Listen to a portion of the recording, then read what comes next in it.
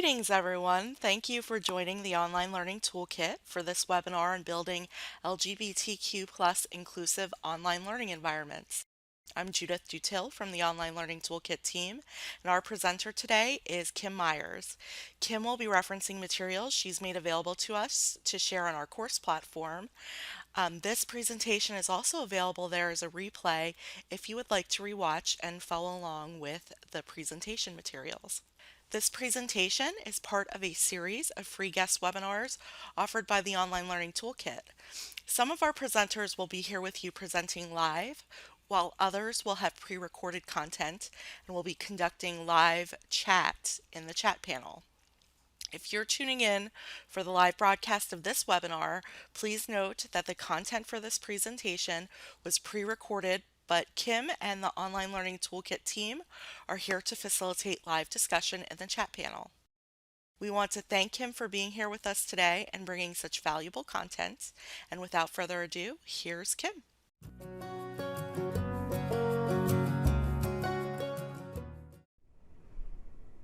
Hello and welcome. My name is Kim Meyers and my pronouns are she, her, hers. I'm Assistant Director of Student Success Curriculum and Assessment at Purdue University Fort Wayne in Fort Wayne, Indiana, which is in the Midwestern United States. In my spare time, I do consulting work as the principal at K. Meyers Consulting, working primarily with academic and nonprofit institutions to provide intersectional and inclusive diversity training. This webinar is brought to you using the collaborative resources of Purdue University Fort Wayne, K. Meyers Consulting, and is being made broadly available by the Online Learning Toolkit. This webinar is intended to aid new and experienced online instructors and instructional designers in developing online learning environments that are inclusive and affirming of LGBTQ+ identities. Under Title IX, institutions that receive federal funds must protect sex and gender minority students. However, professional development opportunities for and application of best practices vary significantly.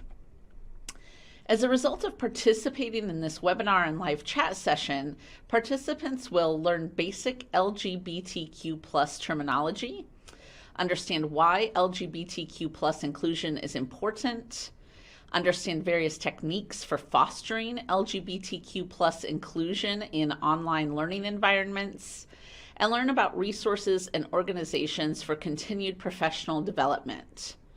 I would like to share a bit more about my background to give you some context for why I do this work. In terms of my experience in education, I have a Master of Arts in Communication and a Master of Science in Instructional Design and Technology with 18 graduate hours in sociology. So in my interdisciplinary approach, I focused primarily on mass-mediated representations of sex, gender, and sexuality. And I've been teaching for 15 years as full-time and part-time faculty at large and small public and private post-secondary institutions. I've also been working in student support and student success staff roles for 12 years, primarily at large public institutions. And I have 8 years of consulting experience in LGBTQ+ inclusion. In addition to my academic and professional interests in this topic, my personal interests include that I am a female cisgender lesbian, married to a woman, we're parents of a toddler, and we're an interracial family. Both my spouse and I work in higher education, so these are conversations that we have a lot at home. So intersectional and LGBTQ+ inclusive approaches to teaching and learning are topics that I'm really passionate about. Here's a quick overview of the topics that we're going to talk about in this webinar. Please keep in mind that they're not comprehensive. They should be used as a starting point or a refresher. Sometimes folks really get hung up on the terminology, and in broader workshops talking about inclusion and just basic introduction to the LGBTQ community and LGBTQ social and political issues, etc., I spend far more time on terminology. Keep in mind too that our discussion of terminology is just kind of basic in terms of having a short list and a short introduction to some terminology that you're going to hear most often. So please keep that in mind as we move forward. So let's first take a look at why LGBTQ+ inclusion is important. First of all, we have a legal imperative, and we'll also talk about ethical and social justice imperatives. But in terms of the legal imperative, as I mentioned in the introductory remarks, under Title IX, both K-12 and post-secondary institutions that receive federal funds have an obligation to protect sex and gender minority students, as Title IX has been applied for about the last decade or so, particularly by the Obama administration. So there's now some precedent for that in Title IX, particularly regarding trans youth and their participation in athletics, their use of restroom facilities, things like that. Also, you may have institutional policies that fall under this legal imperative. Your institutional non-discrimination or diversity statement hopefully includes, or if you're designing courses for an institution that you're not necessarily teaching at or working at directly, if that institution includes sex, gender, gender expression, gender identity, sexuality in their diversity and inclusiveness statement or non-discrimination policy, then there's a legal imperative there. Additionally, depending on the local or state laws and ordinances, you can find a little more information on this at the Human Rights Campaign website, hrc.org, and we'll talk more about Human Rights Campaign at the end when I share resources with you. But there may be local and state laws and ordinances. There is no federal protection for LGBTQ folks other than what students have under Title IX, but local and state laws can vary pretty widely when it comes to LGBTQ individuals. And then in terms of federal law, as I mentioned, we're primarily focused on Title IX when it comes to LGBTQ plus identities. So there's also an ethical imperative. In terms of the ethical imperative, it's really important to realize that LGBTQ plus learners have risk factors that stretch beyond non-LGBTQ students' risk factors. As we all know, both in K-12 environments and in higher ed environments, really with youth overall, there are higher incidences of suicide or attempted suicide, self-harm, mental health issues, drug and alcohol abuse, various other risk factors. Those are compounded for the LGBTQ community. When we look at suicide risk, for instance, for lesbian, gay, and bi youth, the suicide rate is 4 times what it is for non-LGB youth. And then for trans youth, the suicide risk or attempted suicide or completed suicide rates are 8 times what they are for cisgender youth. And we'll talk in a few moments about what cisgender means, etc. So it's really important to realize that these students are marginalized in ways that go beyond some of the other types of marginalized identities that we'll talk about and think about. Also, providing an inclusive environment for all learners is another ethical point that we need to consider.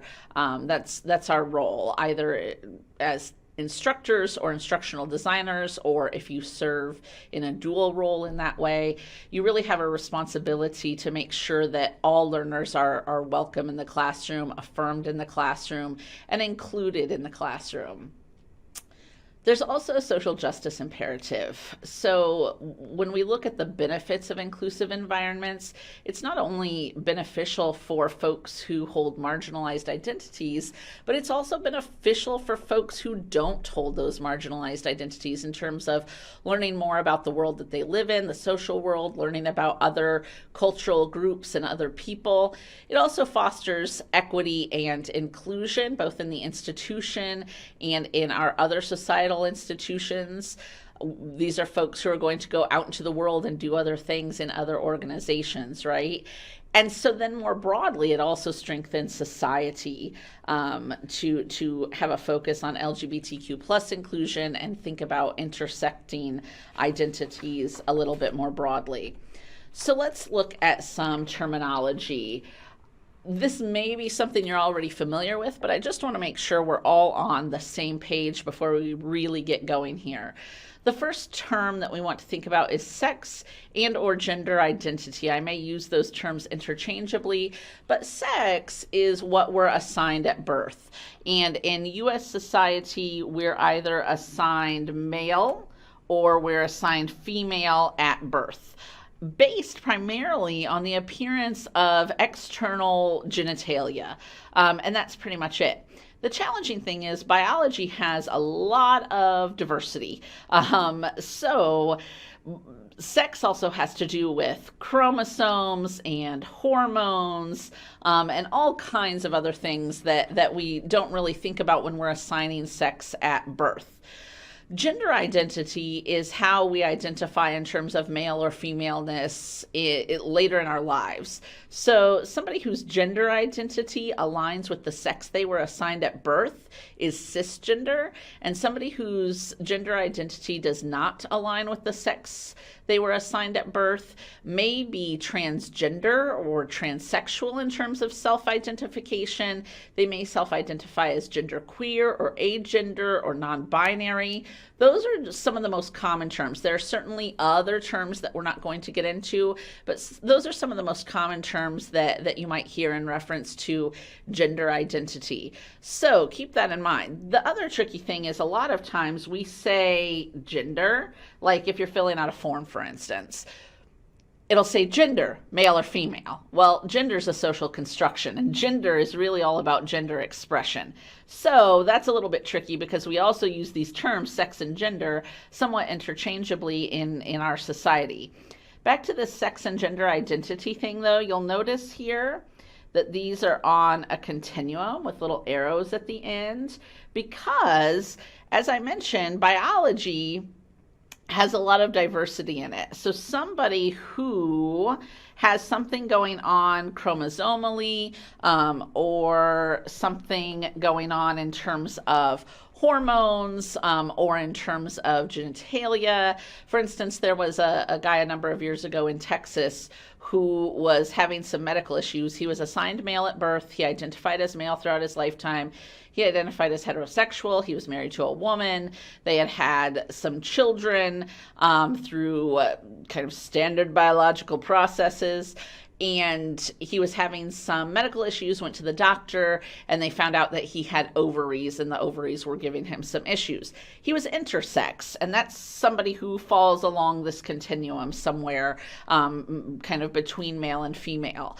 So in terms of chromosomes, hormones, sex organs, etc., somebody can be not very easily identifiably male or female in a very strict sense. The old outdated term for intersex is hermaphrodite, so you want to steer away from that term, but just be aware that there's a lot of variation when it comes to sex and or gender identity, and let's try to be specific about the terms that we're using and what we mean when we use those terms. Gender or gender expression is about how we express ourselves and how we're expected to express ourselves, how we're socialized to express ourselves in masculine or feminine ways according to the gender identity or sex that we were assigned at birth, or the gender identity we hold. That's a little bit tricky because for the most part, we expect men to behave in masculine ways and females to behave in feminine ways, but we also give way more latitude in terms of gender expression than we do in terms of thinking about sex or gender identity. And we give women a lot more latitude in terms of their gender expression along this continuum. You'll notice there are arrows here too. We give women a lot more latitude in terms of their gender expression. If you identify as female, particularly if you were assigned female at birth, so you're cisgender, that comes with some privilege. But if you wore pants to work today, or if you're wearing pants right now, I'm wearing pants right now. I was assigned female at birth. I identify as female. At no point have I walked into a place and had someone go, oh my gosh, you're cross-dressing. What's going on? Why are you wearing pants, right? But if a man walked in wearing a skirt or a really nice dress, there might be some questions, some comments. I'm not arguing that those would be appropriate by any stretch of the imagination, but that's just one example of the ways in which we give women or female assigned folks much more latitude in terms of their gender expression. Think about the things that little kids are told. Little girls are given dolls to play with, right? Little boys are told boys don't cry, tough it up, etc. So think about some of those messages that we send children in terms of how we dress them, how we reprimand them, how we expect them to act, what we kind of allow or disallow depending on their sex or their gender or the ways in which they're expressing gender. And we really, as a society, I'm not saying you individually, but as a society, we really sanction male assigned individuals for behaving in feminine, particularly ultra feminine ways. And where this becomes a challenge is when we make some assumptions, because all of these are distinct categories. Knowing someone's sex or gender identity and seeing how they express that gender tells us nothing about their sexuality. Sexuality is also on a continuum, or you may have heard sexuality identified as on a spectrum between heterosexual, so keep in mind heterosexual, also a sexuality. If you identify as heterosexual, welcome, you too have sexuality. But heterosexuality is the presumed norm, and it's how the majority of individuals identify. So it just becomes the default. And when we talk about sexuality, people think about sexuality in terms of other, in terms of not. And not may include lesbian, gay, bisexual, pansexual. Sometimes folks who are asexual include themselves in this community. Sometimes folks who identify as asexual do not include themselves in this community. So it really just depends on the individual. Bisexuality, as I mentioned, is on the not end of this continuum, not somewhere in the middle. So in terms of gender identity, we have intersex somewhere in the middle. In terms of gender expression, I forgot to mention this, we have androgyny somewhere in the middle, someone who's kind of equally masculine or feminine in their gender expression. I tend to be fairly androgynous. But sexuality, the middle is just kind of, I guess I could make this continuum really short, right? Or we could put not all along the continuum, right? So it's heterosexuality and then not heterosexuality. Bisexuality doesn't mean someone falls here and like they're equally interested in men and women in terms of romantic attachment. Bisexuality falls over here on the not end, because just knowing someone is bisexual doesn't tell us anything about who they have had or are more likely to have romantic entanglements with, whether that person's male or female identified. So hopefully that gives you a good starter on the differences between sex or gender identity, gender or gender expression, and sexuality. It's really important that you notice and think about whether or not the institutions that you're either contracting for, the institutions that you work with, have non-discrimination policies and diversity policies or statements that are inclusive of all three of these. Sex or gender identity, so we're making sure that trans folks or non-binary or gender non-conforming folks are included. Gender and gender expression, again, making sure gender non-conforming folks are included, not just trans folks here, but also somebody who is assigned male at birth identifies as male and is particularly feminine, or somebody who is assigned female at birth or identifies as female and is particularly androgynous or masculine. That counts in terms of gender expression, and it also definitely counts for folks who are non-binary or agender or who do not kind of ascribe to this whole gendered or gender binary thing, if they're gender fluid, for instance. Sexuality, too, is the other thing that needs to be included in those statements, and we need to check those. And if they're not, it's really important to think about why and make sure that you're still developing online learning environments that are inclusive of all of those, even if there's no legal imperative to do so. And sexuality will often be written as sexual orientation in legalese and in institutional non-discrimination and diversity statements. Let's go ahead and go on to some other terminology just to make sure, again, that we're all on the same page.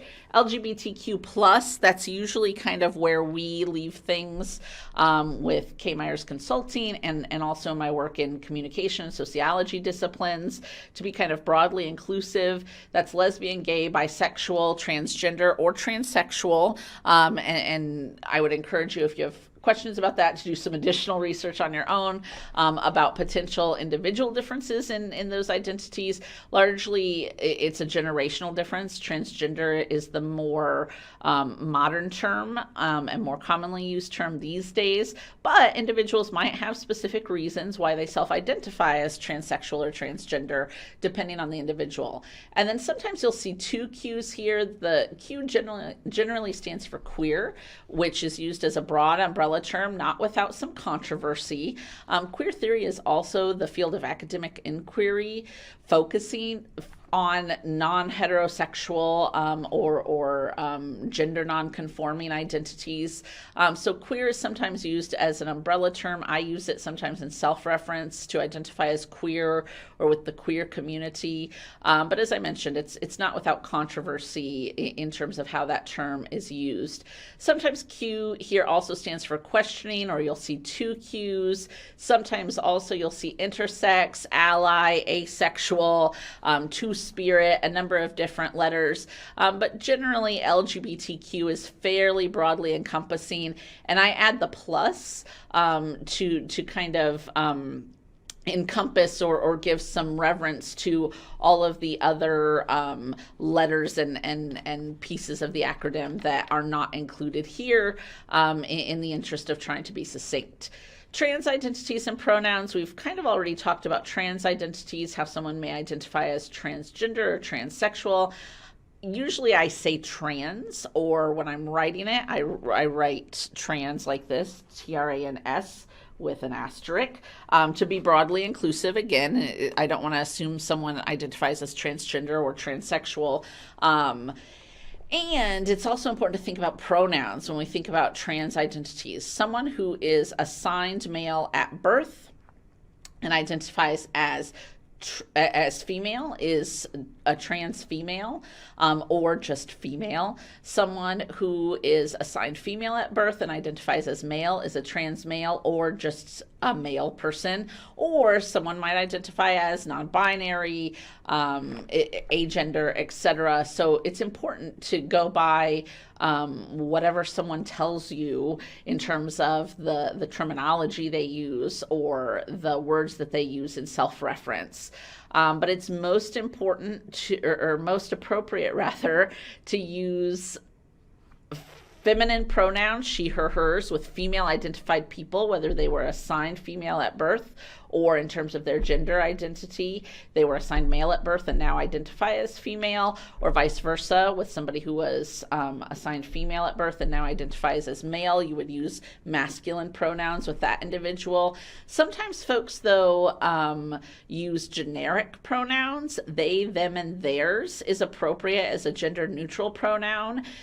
Depending on your own generational affiliations, that may sound very grammatically incorrect. I know it was difficult for me to adjust to using they, them, theirs as singular gender neutral pronouns, but keep in mind that language evolves. It's in the dictionary now. You can look it up if you want to pause the webinar here and look that up. They, them, theirs is appropriate as a gender neutral pronoun.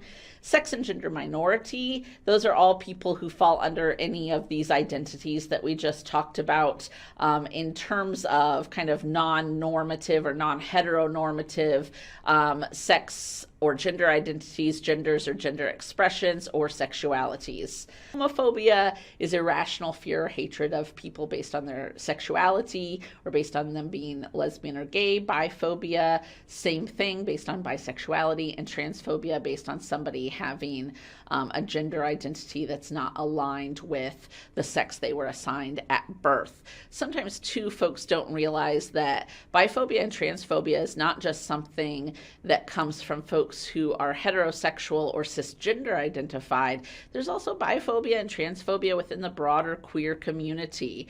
So it's important to realize that if you have LGBTQ students in an online classroom, they're not necessarily one big happy LGBTQ family. Heterosexism is another term you want to make sure you're familiar with. Heterosexism is just like all the other isms that we know about: sexism, racism, ageism, ableism, classism, etc. Heterosexism is really taking cisgender heterosexuality as the accepted norm and the standard by which all other types of identities are judged. Inclusion and affirmation are important terms to consider in this discussion. Basically, that's what we're trying to build: inclusive and affirming. So it's not about welcoming, it's not about tolerating, right? Those aren't terms that are affirming. We want to affirm everyone's identities, and in this case, we're trying to make sure that we're including and affirming the identities of those who are particularly marginalized in society. It's also important to consider intersectionality. Intersectionality is a theoretical framework that came from Kimberly Crenshaw's work in Black feminist critique, and it helps us look at marginalized identities as intersecting and layered systems of oppression. Intersectionality really reminds us that identity is not shaped or experienced in a vacuum.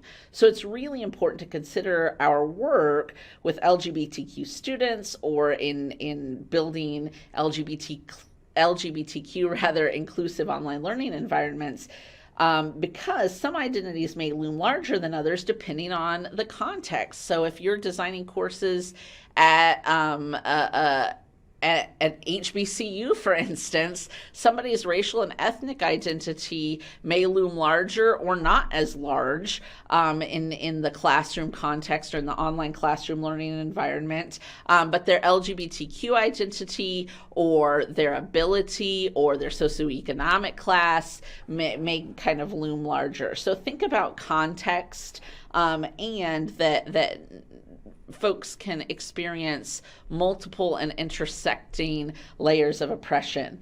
Understanding intersectionality can also help us understand students' unique needs and vulnerabilities. So that's really important to be familiar with that concept as well. Let's take a look at some of the unique challenges in online learning. One of the challenges, of course, is location, both social location, so the demographic characteristics to which a student ascribes, but also geographic location. So if a student's taking entirely online classes, or they have a connection with a brick and mortar campus, they may be disconnected from support structures or from really immersing themselves in the culture of the institution. If the institution is entirely online, it may be difficult to really communicate, and the institution may have to be very intentional or may not have done a good job being very intentional in building an inclusive and affirming institutional culture. So then that's another layer that's kind of put upon instructors or instructional designers in building online learning environments that are inclusive and affirming, because then you're kind of also battling a system that is oppressive within the institution. Also, the asynchronous nature of online classes. There can be something said in a discussion group and it may not get addressed by you right away, particularly if it's, exceptionally vile or homophobic or transphobic, etc. So sometimes there's an opportunity for much more damage to be done, or if folks have the opportunity to delete things that they've written before anyone has a chance to see them, but maybe, some people saw it, some didn't, there might not be a screenshot of it, etc. There's also the issue of the keyboard warriors, right? Folks feel much more emboldened at times when they have kind of that layer of the keyboard and they haven't developed that kind of interactional rapport and how much of that gets developed depends on a lot of factors, the goals, the type of class, the types of activities, all of those things, the platforms that are being used. So there may be varying levels of interaction or community building within the online classroom that can lead folks to be more likely to kind of be keyboard warriors, and hide behind the all caps, and opinions that they may hold. Netiquette, of course, is also an issue when it comes to building inclusive and affirming online learning environments. This kind of goes with the keyboard warrior issue. Sometimes folks forget their manners. They're comfortable. They're in their own homes. They're in their element. Maybe it's 2 a.m, and they just aren't as polite or socially appropriate as they might otherwise be if they were in a face-to-face classroom. There also may be some hesitancy by LGBTQ folks to self-disclose who they are in the online classroom, particularly because they don't have things like visual markers, which is also mentioned on this list, or they may not have the same level of rapport and community building as they might have had in the past in brick and mortar classrooms. The other challenge is technological. The system that you're using or that the course is being offered through may or may not support someone using a chosen name. So that can really be a challenge. The institution may not have support structures in place for students to be able to share their chosen name, or it may show up in one place, such as within the LMS, but not on the course roster. So that can be a challenge. And we'll talk about some ways to combat some of this stuff. But really, this chosen name issue is a Title IX issue. And it is a point that can, put someone in significant danger because you could be outing them as trans.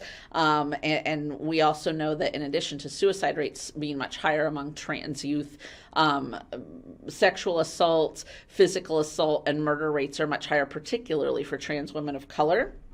So it's really a safety issue. It's useful to reach out in advance of the start of class for those of you who are also teaching or those of you who are designing online learning environments, encouraging instructors. You can also write a little primer saying, hey, here's some ways to create more inclusive classrooms or approach with a more inclusive and affirming pedagogy. You can also have students introduce themselves in the discussions, or if you do a synchronous session where everybody's on and they can video chat or live chat, have students introduce themselves. Address name discrepancies privately. So if a student shares a name that's not what you have on your roster, address that privately via email or a quick call or an online meeting. Another unique challenge in online learning and inclusive environments is relationships and community building, which we've kind of already talked about, pardon me, with some of these other issues. And that can really be a challenge, and making sure that you build a community where folks know what the expectations are in terms of their own behavior if they're not part of marginalized groups, and students know what they should expect if they are part of marginalized groups in terms of inclusion and affirmation and how to address issues if they come up. One other issue is tone, particularly if the majority of the communication happening is written communication and discussion boards, etc., assignments. It can be really hard for students to assess what your tone is or you assess what their tone is. That can be another challenge. Let's take a look at techniques for building online learning environments that are more LGBTQ inclusive now that we've looked at some of the challenges. First, you can do so in the syllabus. You can include institutional diversity or non-discrimination statements, or write your own, or include what that means in practice or an application in your actual classroom, or how that will be applied to the discussions and the expectations for dialogue, those kinds of things. If you're writing your own diversity statement, Be sure it's broadly inclusive and intersectional. And when you're adding the pieces on sex and gender identity, gender expression, and sexuality, be sure to add all of those: sex and or gender identity, gender and or gender expression, and sexuality. You can say it just like that. Also, if there are state or local statutes and ordinances, you can include those in your syllabus to explain how diversity is going to be addressed in the classroom.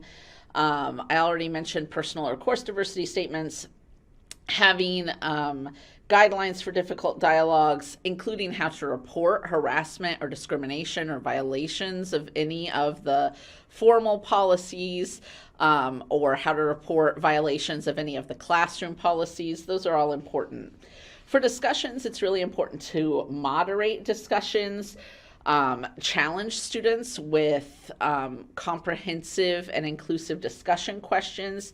Use culturally diverse examples. So as you give examples, use examples that include people who are LGBTQ, that can include media examples. Also, be sure to correct ignorance with information. So if somebody shares something, because you also have a responsibility to include and affirm folks who are not LGBTQ identified, right? But if somebody posts something particularly ignorant, the response to that isn't to just ignore it and go, oh, okay, well, that's their opinion and they have a right to their opinion. They do. They also have a right to education and information in the online learning environment.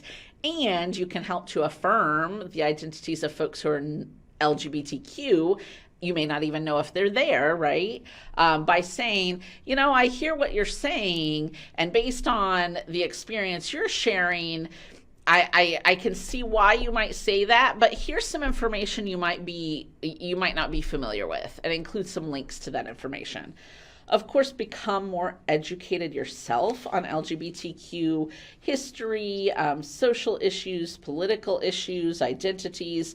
Do some reading, participate in some LGBTQ inclusiveness training, consume LGBTQ plus media. Those are all great ways to become more well educated. Come out as an LGBTQ person if you identify with that community yourself. That's really powerful. I always, when I'm teaching online or developing online classes where I may be teaching it in the future, I always include in my self-introduction a photo of my family, and talk about my experience and my identity.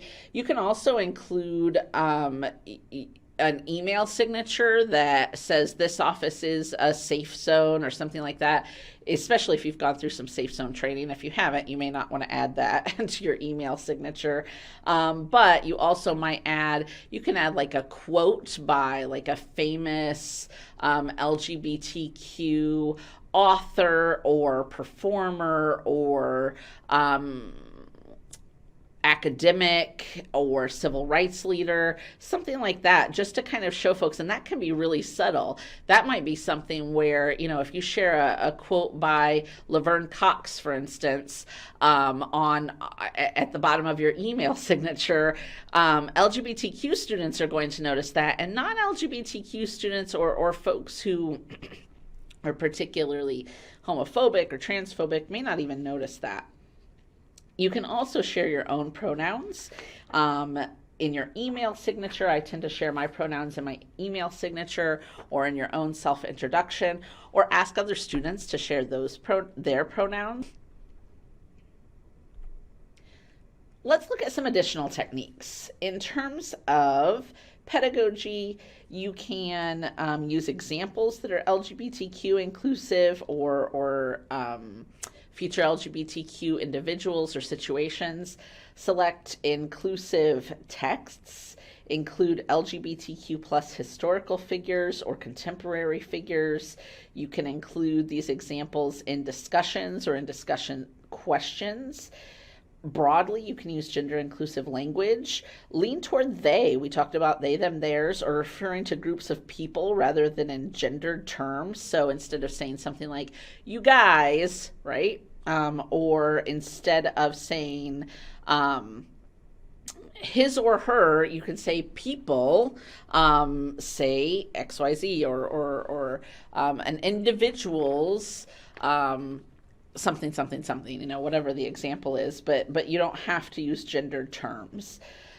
Invite LGBTQ guest speakers and expert, and I don't mean just to talk about LGBTQ issues. You can invite LGBTQ guest speakers and experts to talk about other things, and then that's just an example of LGBTQ folks in their everyday lives. In terms of classroom management, one more example though before we get to classroom management. Share online videos too that feature LGBTQ individuals. For example, I was developing and teaching an online and face-to-face freshman success course last year. And for both the online and face-to-face, we use the LMS pretty heavily even in the face-to-face course. And I used an example. We were talking about privilege, and I used an example by an activist named Kat Black. You can look her up on YouTube, K-A-T, Kat Black. And she is talking about class privilege in this video, and how growing up upper middle class, she had privileges that others didn't have. And I thought it was interesting for a couple of reasons, because a lot of times when we talk about privilege, we focus primarily on racial privilege and on white privilege, and folks get really uncomfortable about that. So helping folks think about privilege in broader ways can be a little more disarming of an approach to get them thinking about privilege, and then eventually to thinking about white privilege. But at the end of the video, Kat Black also mentions that she's trans. So she was assigned male at birth and she identifies as female. And I thought that that was a really good example of a way that a trans person, she's not talking about her disadvantage or marginalization as a trans person. She's saying that even though I have these marginalized identities, she's also Black, even though I have these marginalized identities, being female, being a person of color, being trans, I also have some privilege in terms of socioeconomic class. So I think finding kind of intersectional examples of that and having LGBTQ folks represented as experts in ways that aren't specifically about their LGBTQ identity is really helpful. So on to classroom management, of course, interrupting homophobia, heterosexism, transphobia, biphobia, etc., reporting violations of policies, checking in with students when you or others say or do something that may degrade or marginalize a student, and really understanding that we all make mistakes. Even me, I have certainly made mistakes, and I've had situations where I've misgendered someone, even though I know that they identify as transgender or non-binary, etc., especially if it's someone that you've known or interacted with previously prior to their transition or prior to new application of a gender identity that they've just recently shared with you. That can be challenging, and saying, oh, I'm sorry, I understand that we talked about that and I know better, and here's what I'm going to do to try to avoid that mistake in the future. It's okay to say I'm sorry and own those things, and acknowledge the potential harm that you may have done. In terms of resources, first look to institutional resources, such as a non-discrimination or diversity policy, training, of course, if there's training available at your institution.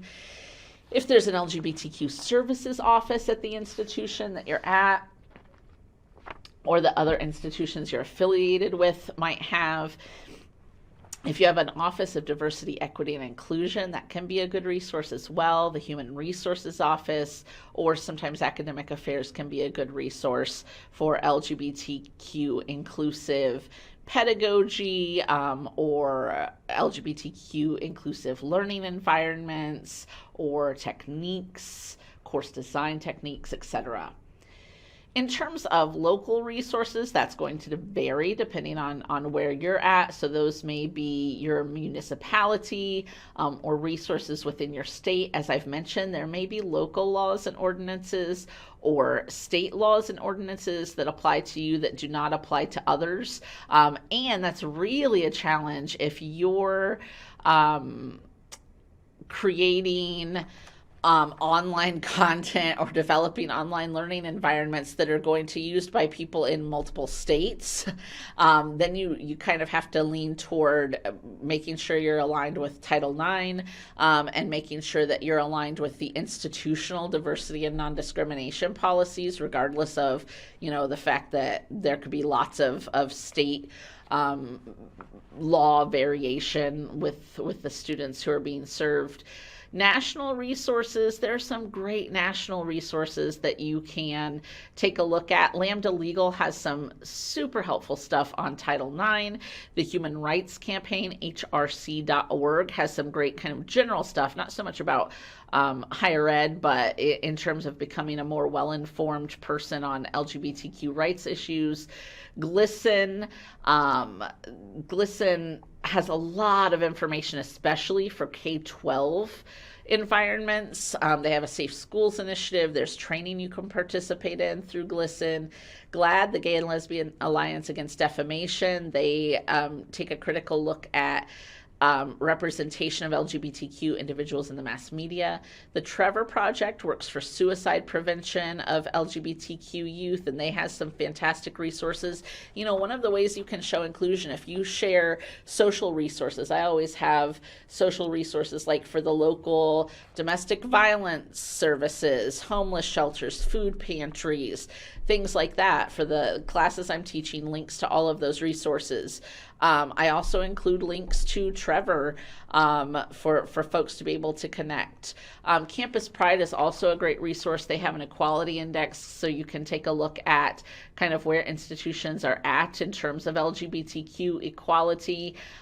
You can also go through some somewhat surface level safe zone or safe space training through Campus Pride. So that can be a helpful starter point if you're going through this workshop saying, I don't know enough about the LGBTQ community more broadly to even begin to approach creating a more affirming and inclusive classroom in a comprehensive kind of way. Starting with some LGBTQ inclusiveness and diversity training beyond this brief training can be really helpful. I also recommend some reading as kind of a basic primer. Pedagogy of the Oppressed is a little more broad, but it's an older text, but it's a really great text that you can kind of use as you're thinking about intersectionality and the ways in which academic institutions and learning environments perpetuate oppression and marginalization. So that's kind of more of a philosophical approach. Safe is not enough. This middle text with the rainbow button here, that's focused primarily on K-12, so keep that in mind. And then kind of the basic LGBTQ primer texts are this text, Transgender History, Queer America, an LGBTQ history of the United States, or GLBT. We could talk in a different workshop about the controversy around how the letters are supposed to go and which letters are included. And then also The Right Side of History, which is a little more inclusive, and it's 100 years of LGBTQ history in the United States specifically. Also, if you're interested in kind of first-person accounts, Janet Mock's Redefining Realness, and she also has a second book as well. She really shares touching and heartwarming and in-depth personal accounts of her experiences as a trans woman of color. And so if you really want a really fascinating read on kind of the experiences of somebody who experiences those intersectionally marginalized identities, I would really recommend taking a look at Janet Mock's work, or honestly anything she's ever written. So let's do a quick final review. Again, there are lots of reasons for doing this work and creating more inclusive online learning environments. We talked about the legal, ethical, and social justice imperatives. There are a number of services you can take advantage of either at the institutions that you work for or contract for, or national organizations. Hopefully there are some great state or local organizations in your area. my work through K Meyers Consulting, I can offer in person and asynchronous and synchronous web based services to provide some diversity education, some kind of intersectional diversity education around LGBTQ issues, kind of more broadly than this application. Here's my contact information. You have my email. If you want to take a look at my portfolio, that information's there. Phone number where you can reach me. Typically, email is the best way to reach me. And if you would, please like K Meyers Consulting on Facebook, and you can see information there if we have upcoming informational events or additional webinars, etc. And for those of you who are taking a look at this webinar in its initial debut, there will be a Q&A session. Thanks so much for participating. I appreciate it. Please contact me if you have any questions or concerns. I'm also glad to provide you links to additional information about any of the topics that you'd like more information about. And I appreciate you giving me this time and your attention. Have a good day.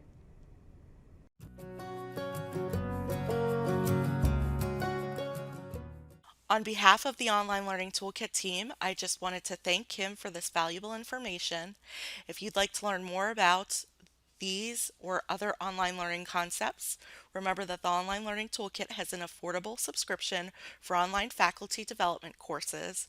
For $50 per year, you receive unlimited access to all of our content and the Online Learning Toolkit community, which is being launched in February 2020.